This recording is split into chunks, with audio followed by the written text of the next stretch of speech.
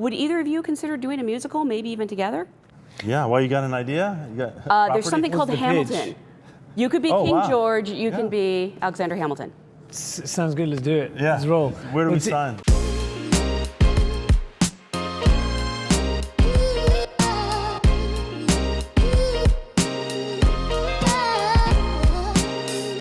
My wife, Alison Dickey, found the book, and she's also the one who suggested we go to Jacques Audiard's. But she and I were the first people in. We got the rights to the book from our friend Patrick DeWitt.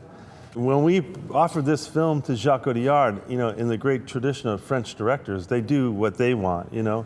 In fact, the only real baggage that came with the property was me. I said, well, you know, I optioned this material because I was hoping to play Eli, but even that, you know, it's your movie, so he did consider me for another part at a certain point in the movie's development. I actually knew very little about it. I was just saying before, I didn't know about John's involvement. I didn't know about Joaquin or Jake. I just knew that Jacques Audiard had a new film that he wanted to do, and I got sent some sides.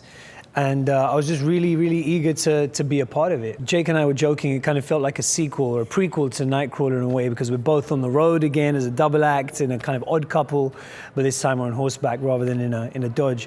And I think it was an evolution of our relationship as well, you know, because I think the dynamic in this film is one where you're not quite sure who's leading who, and in many ways in this movie it's the blind leading the blind, whereas in Nightcrawler it was very clear who is in control. With this, it was a lot of fun playing with a slightly more murky kind of dynamic. It wasn't our intent to make a 70s kind of movie, but we were just really using the Western as a backdrop for this story.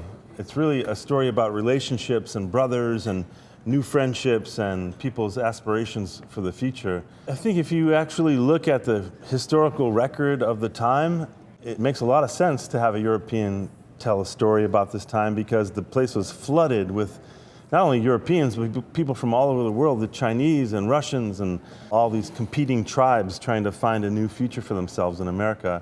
So we were actually trying to avoid some of the cliches that famous Westerns have, and Jacques was the perfect person because he loves subverting people's assumptions about things, whether it's in a scene or in the larger world. I think originally in the novel, the character of Herman Kermit Warm is kind of a lot older. I think he's got a kind of red beard, and he's much older than all the other characters. So I guess he's a kind of older, red-headed white dude.